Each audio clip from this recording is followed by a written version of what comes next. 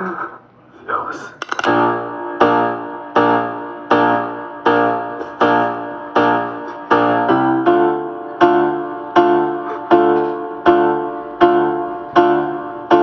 Hola, mi nombre no importa, la identidad no importa cuando eres pobre, importa si debes algo o debes doble, importa que ahora soy un hombre al borde de salirme del orden, de asaltar al prójimo que tenga y le sobre, de matar al próximo que venga y me cobre. Ojalá entiendan y perdonen porque siento que estoy jugando ruleta rusa con el arma llena. Tengo el alma en pena porque nada me sale a la buena. Tengo días contemplando un gran dilema, si escaparme en el suicidio, desahogarme en la blasfema. Siento que las llamas queman, es un infierno ver a la familia esculcando la alacena, buscando pa' la cena, juntando la quincena, quizás alcance para un pan con crema. Esperarme a que la familia duerma, pa' encontrarle cura a esta vida tan enferma. Well, I'm over here in La Harbor Gym with Alfonso Gomez. How you doing, brother?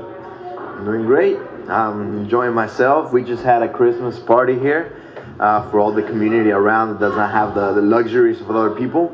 So they came here, they have food, they have presents that were donated, and you know, here, just giving you an interview.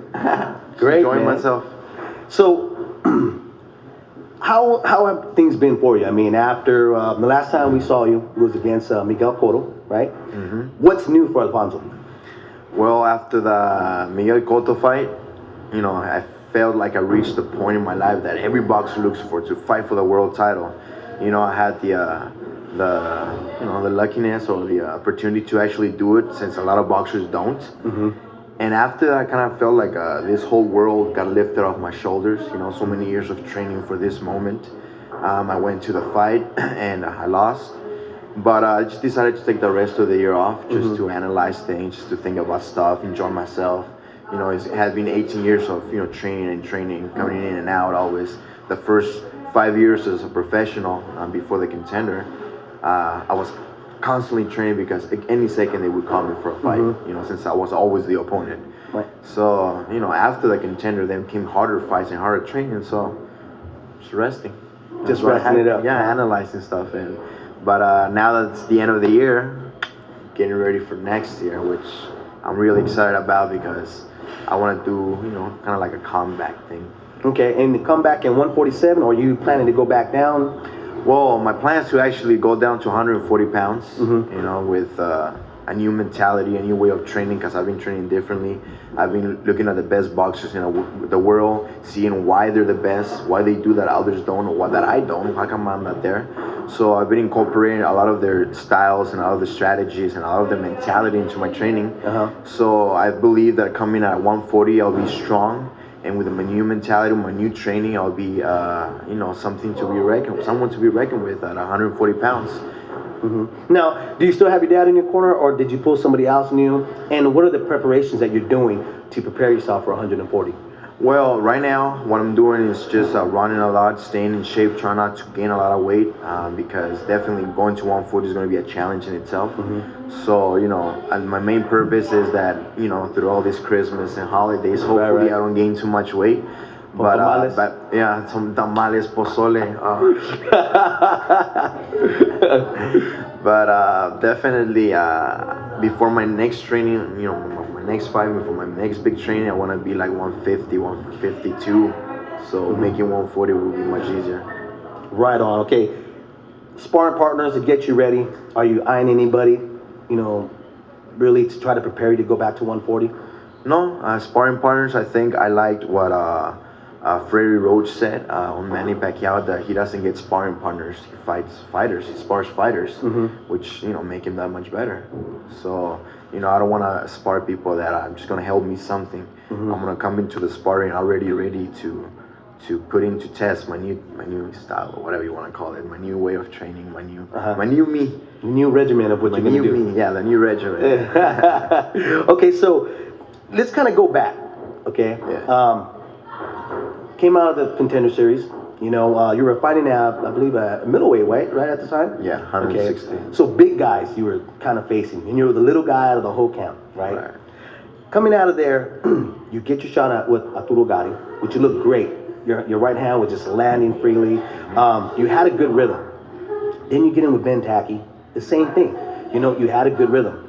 Going with Miguel Cotto, looking back now, what do you think that might have affected you where you didn't get to have that rhythm? Well, you know, like I said, it was many years of training, and even during the Arturo Gatti fight, I was really excited about. I was excited about the fight, but excited about the training. But at the same time, I would get up in the mornings, be like, another day. I didn't have that, that enthusiasm to actually do it. Mm-hmm. I trained hard, pushed me. My dad pushed me. At that time was Pepe Correa pushed me, and everything came out great with Arturo Gatti. Then with Ben Tacky, I broke my hand. But still, I would wake up in the mornings with that same feeling that another day, another day, another day. But I would still go through the same, regimen, through the same trainings. So after breaking my hand, definitely my training for the Cotto fight was not at all good because I couldn't spar that well. I couldn't. With my sparring partners, I would just like try to jab him, try to hit him with my right hand. I didn't really train like I had to. And, circumstances, I got sick, this and that, whatever, all that happened. But I think more than anything, that was like more my mental state, that my hand was hurt, I was tired of the training. Now you're fighting Miguel Cotto, you got to train so hard, but I can't because my hand hurts. So going through all this, I went into the fight, just going at it, hoping that something happened. Nothing happened, but like I said, after the fight, like all that pressure that I had been going through fight after fight after fight after fight got lifted off my shoulders. Right. So now I feel like I'm gonna come back, kind of like when I started as a professional, really hungry to train all the time and to show people, to show each fight what I learned from the previous fight and stuff like that. So would you consider this loss that you had with Cotto a good thing for you? I mean, it sounds like right now life, what's everybody does, everyday life, just everyday problems kind of got built up on you, and then the pressure of being Alfonso Gomez also kind of built on your back too, and just kind of weighed you down a little bit more than what. And I think that's what a lot of people don't understand is the difficultness of being a figure of boxing, a guy that kids look up to, and being a pretty humble guy yourself. Oh, definitely. And also, just talk a little bit about my other side of me. I've been, my brothers and I have been doing music for about 8 years already. And my brother has been singing for 10, and we've been into music all our lives too. So we have a band, which I also concentrated a lot. So I didn't know how to manage my time either. I had all these things I had to do to promote fights. I had to train. I had to do my music. So all these things, I didn't know how to manage them because they just started building up. They started to grow, all of it. So, after the Cotto fight, I sat back. I just decided to think what's more important, what's less important. So now, boxing is definitely number one. We have the band Hybrid, so all of you can go hear the music and love it like I do. and also, the company, I have a recording company that also is working. But now I know how to manage it better because now instead of me doing everything, I got people working with me, working for me, or putting their hands together in all aspects of me. That way I can just be more organized. So now, like I said, after all that, it's just like all this big chaos, now I can see it like a nice structure, and it seems like a better way of going at it. Tell me a little bit about the Hybrid. What kind of music, and where can somebody hear your music? Well, Hybrid started back in 2001, when my brother graduated from high school, and I graduated from recording engineering, and my other brother was taking voice lessons. So we decided to make a band called Hybrid, which is a fusion of hip hop and rock en español. Oh wow! So yeah, you can all see it at myspace.com/hybrid, HY3RID, and we put the 3 because it's 3 of us, 3 brothers. Oh okay, all right. Hybrid, or you can go to hybrid.com. Like I said, it's HY3RID. And now we've been making music since 2000, and coming up next year in 2009, we're gonna have our album release party for our very first all Spanish album for Latin America. So, it's going great. It's going awesome, and like I said, check it out. Cool, man. At 140, who you eyeing right now? I mean, you know, you're thinking about 140, you're preparing yourself mentally, but really, who out there at 140 are you kind of looking at and saying, okay, this is who I have to work for to get to? All right, well, I am looking to fight hopefully Ricky Hatton next year. You know, I would love to have a fight with him. He's a pressure fighter, he doesn't quit. And honestly, I've been looking for a fight like that where I can be there fighting someone.